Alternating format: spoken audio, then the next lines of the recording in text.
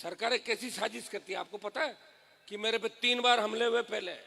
सिर्फ साजिश थी कि हनुमान जी पे हमला कराओ, 2-4 मर जाए, हनुमान जी बदनाम हो जाए और हनुमान जी को जेल में डाल दो ले जाके कि भाई इसने आदमी मरवा दी। यही तो मेले के अंदर हुआ था। आज वीडियो जो वायरल हो रहे हैं टीवी चैनलों पर चल रहे हैं कि पहले ही तय हो गया कि सभा करानी ही नहीं और हनुमान को रोकना है। क्यों रोकना भाई बताओ मुझे? एक मैं ही हूं जो देश के अंदर आपके लिए हूं।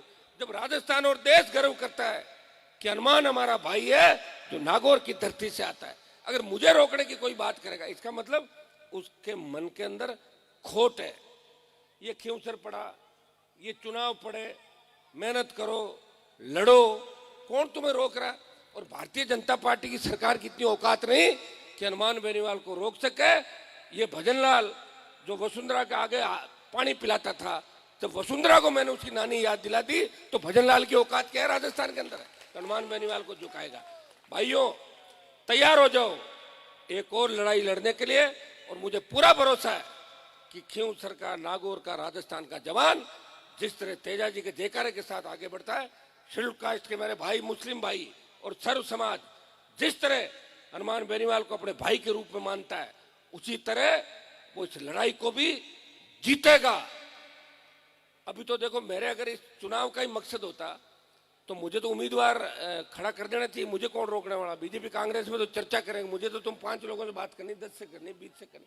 लेकिन मैंने क्या कहा, हमेशा पिछला चुनाव जो था उसमें मैंने कहा कि मेरे घर से बाहर निकालो, किसी को ले आओ और मैं उसकी मदद कर दूंगा, उसके वोट मांग लूंगा।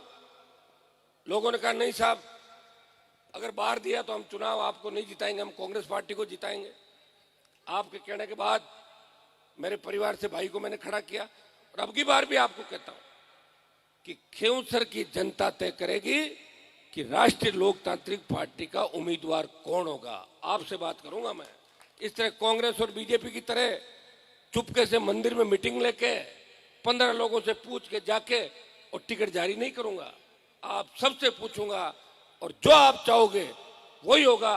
मैं फिर आपको कह रहा हूं, आप मुझे कोई भी दूल्हा बना के दे दो, मैं उसको उसके लिए वोट मांगने से लेके सारा काम भी करूंगा। लेकिन इतना ध्यान रखना, जीत जरूरी है।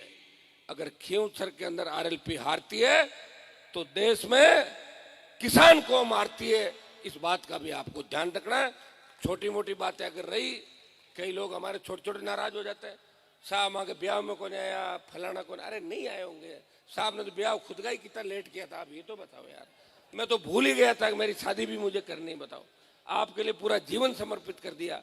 अगर ब्याह में नहीं आया बेटा के तो पोता का आ जाए वहां, और कोई सवामणि में आ जाऊं, बाद में आ जाएंगे। अब कई लोगों का तो काम का ही है, नींद आवे को नहीं, 4 बजे ले मोटरसाइकिल गाड़ी निकल जाए, सुबह शाम फिर जाए अगला, मतलब फिर घर जाना। और जो नागौर में उठता है और हजारों लोगों को अपने घर पे सुन करता है, मेरे पास जो भी काम आएगा वो तो मोदी के खिलाफ का काम आएगा, भजनलाल के खिलाफ का आएगा। कोई लड़ रहा है क्या आपके लड़ाई? दूसरा देखिए क्या कांग्रेस के नेता कहां गए राजस्थान के अंदर? एक भी कांग्रेस का नेता अगर ये कह दे कि मैं ट्यूबवेल खुदवा दूं, बजट का ला दो, मुझे बता देना। अगर कह दे कि मैं गाड़ी छुड़वा दूं, मैं जानता हूं ना, मैं तो सारी पार्टियों के आसपास रहा हूं भाई। एक व्यक्ति है जो सत्ता के ठोकर मार के और आपके काम भी करवाता है और आपको कभी ना नहीं देता और आपके सम्मान को कभी कम नहीं होने देता। 5 आदमी किसी भी जाति का आके कह देते हैं हनुमान जी माँ का समाज को मामलो है, थाने मदद करनी है, आप तो बताओ क्या मदद करनी है। तुरंत खड़ा हो जाता हूं, चाहे सामने कोई भी हो।